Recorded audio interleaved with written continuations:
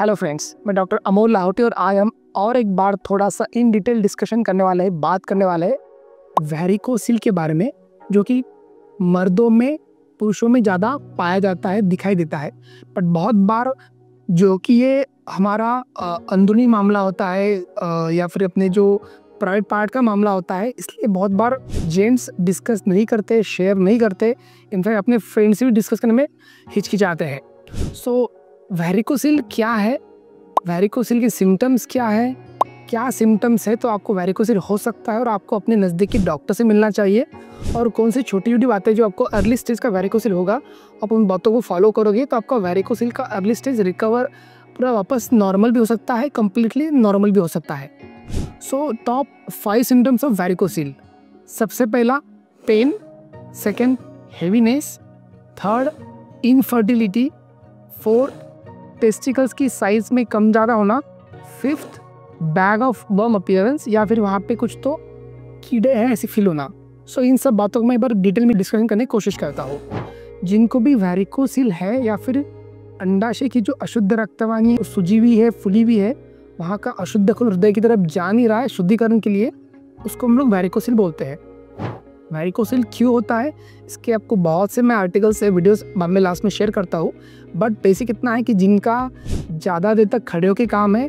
जिनका ज़्यादा एथलेट्स का, जंपिंग का या फिर कोई स्पोर्ट्स का काम है, या फिर अर्ली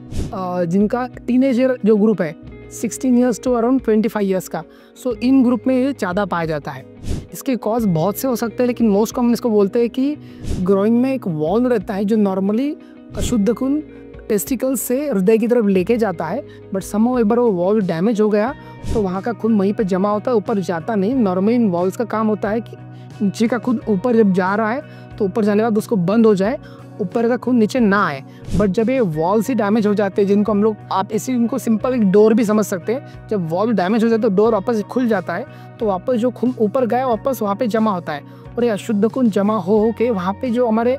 शुक्राणु बढ़ रहे हैं, स्टोर है, उसको डायरेक्टली इनडायरेक्टली अफेक्ट करता है। इसकी क्वांटिटी को अफेक्ट करता है, क्वालिटी को अफेक्ट करता है और मोटिलिटी को भी अफेक्ट करता है। सो एक डल एकिंग पेन, ड्रैगिंग पेन, आपको टेस्टिकल्स में यदि खिंचाव महसूस हो रहा है, डल एकिंग पेन महसूस हो रहा है, आपको लग रहा है कि आपके लेफ्ट टेस्टिकल्स कंपैरेटिवली राइट से ज़्यादा नीचे है और वहाँ पे हरदम छोटा सा खिंचाव है, तो ये वेरिकोसिल हो सकता है। सेकेंड, आप यदि बैठे हुए हो, आप कुछ काम कर रहे हो, बहुत ज़्यादा आपका प्रोलॉन्ग स्टैंडिंग वर्क हुआ है, वॉकिंग हुआ है, तो आपको वहाँ पे कुछ तो हेवीनेस है, दर्द है, लेकिन आप जब लेटते हो तो दर्द गायब हो जाता है, फिर कम हो जाता है, फिर एकदम बंद हो जाता है, तो ये वेरिकोसिल का दर्द हो सकता है। 3, आप मैरिड हो और आप बच्चे के लिए कोशिश कर रहे हो लेकिन आपको बच्चा नहीं हो रहा है और आपको डॉक्टर ने बोला है कि आपके स्पर्म्स कम है, आपका सीमेन रिपोर्ट, सीमेन एनालिसिस का जो शुक्राणु का काउंट्स है, मोटिलिटी है,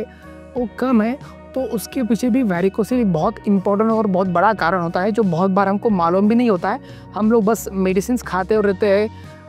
इनफर्टिलिटी ट्रीटमेंट करते रहते हैं, लेकिन मेन जो रीज़न है वेरिकोसिल उसको ट्रीट नहीं करते हैं। 4th, स्मॉल हैंगिंग टेस्टिस, यानी क्या कि जो अपने 2 टेस्टिकल्स होती है उसमें से एक टेस्टिकल स्मॉल है या फिर एक टेस्टिकल्स आपको बड़ी लग रही है और एक हैंगिंग है, क्योंकि उनके अंदर जो उनकी वेन्स है उनकी साइज़ उसके से कम ज़्यादा होती है। और 5th है बैग ऑफ वर्म्स अपीयरेंस, यानी आपको आप हाथ लगाओगे या बहुत बार आपको नेचुरली वहाँ पे ऐसे कुछ तो भी कीड़े मकोड़े टाइप से फील आएगी कि आपको कुछ तो मूव हो रहा है, क्योंकि ये अशुद्ध रक्तवाहिनी होती है, वहाँ पे कीड़े मकोड़े नहीं होते, बट एक बैग ऑफ वर्म्स अपीयरेंस करके एक बात है, वहाँ पे अशुद्ध रक्तवाहिनी है जो कि वहाँ पे खून जमा करके रख रही है और मल्टीपल वेन्स है, इसलिए जब वो वहाँ पे खून जमा होता है, हमारी मूवमेंट होती है, तो आपको ऐसे कुछ फील हो रहा है कि वहाँ पे कुछ तो मूवमेंट हो रही है। इसको बैग ऑफ वर्म्स अपीयरेंस बोलते हैं। अभी ये तो बेसिक सिम्टम्स हो गए। इसके अलावा कुछ पेशेंट कंप्लेन करते हैं कि सर मुझे अचानक से पूरे पेल्विक एरिया में ही खिंचाव है, कमज़ोरी है, तकलीफ़ है, कुछ तो चल रहा है लेकिन मुझे समझ नहीं रहा है। सो ऐसे अलग अलग वेग सिम्टम्स भी रह सकते हैं और इन सब का कारण आपके वेरिकोसिल हो सकता है। सो यदि आपको ऐसे कुछ लग रहा है तो अपने नज़दीकी डॉक्टर से मिलिए, जनरल सर्जन से मिलिए, इंटरवेंशन रेडियोलॉजी से मिलिए, यूरो सर्जन से मिलिए, और आपको वेरिकोसिल तो नहीं है इसका एक बार मेक श्योर कर लीजिए। सो अभी मैं बताऊंगा आपको कि ग्रेड्स ऑफ वेरिकोसिल क्या है। वेरिकोसिल के एक क्लिनिकल ग्रेड्स होते हैं और एक होते हैं कि रेडियोलॉजिकल ग्रेड्स, यानी जो सोनोग्राफी पे डॉपलर पे मालूम पड़ते हैं। जो क्लिनिकल ग्रेड्स यानी क्या कि आपको एकदम अर्ली स्टेज का वेरिकोसिल है, आपको सिम्टम्स नहीं है, दर्द नहीं है, पर जस्ट यदि आप सोनोग्राफी करते हो, डॉपलर एग्जाम करते हो स्क्रोटम का, तो आपको मालूम पड़ेगा कि वहाँ पे कुछ वेन्स है प्रोमिनेंट हो चुकी है, वहाँ का खून ऊपर जा नहीं रहा है। आपको सिम्टम्स वेरिकोसिल क्या है, बट सिर्फ डॉक्टर को फील होंगे कि वहाँ पे कुछ तो बराबर नहीं है, वहाँ पे कुछ वेन्स है जो प्रोमिनेंट हो चुकी है। थर्ड स्टेज ऑफ वेरिकोसिल में क्या है कि आप जब वल्सावा करते हो, आप लंबी सांस लेके रोक के रखते हो, तो वहाँ की जो वेन्स है वो बहुत प्रोमिनेंट हो जाती है, क्योंकि हम जब लंबी सांस लेके रोक के रखते हैं, जिसको हमारे मेडिकल लैंग्वेज में वल्सावा मनोवर बोलते हैं, उसके अंदर जो वेन्स है और प्रोमिनेंट होती है, क्योंकि वहाँ का खून जो ऊपर आना चाहिए वो रुके रहता है वल्सावा मनोवर की वजह से। तो आपको वेन्स आपको या फिर जो आपके नज़दीकी है उनको और फील होता है। और स्टेज 4 ऑफ वेरिकोसिल जो क्लिनिकली हम बोल रहे हैं उसके अंदर क्या है कि बहुत ऑब्वियस है, वहाँ की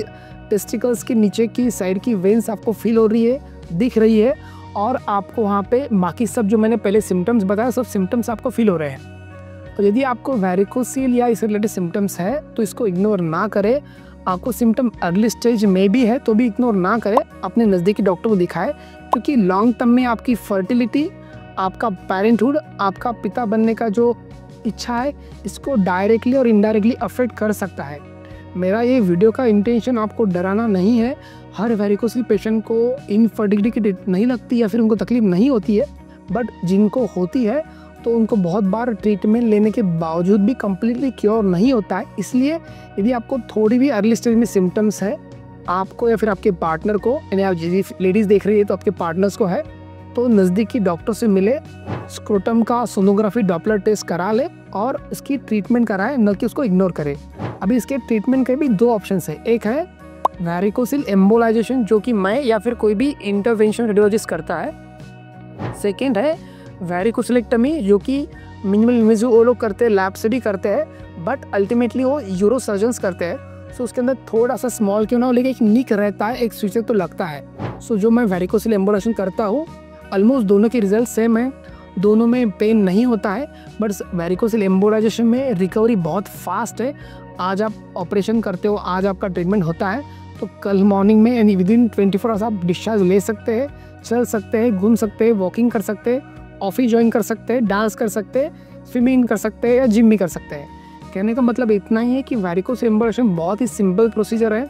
टाका चीर नहीं लगता, जस्ट जो अशुद्ध रक्तवाहिनी वहाँ पे खून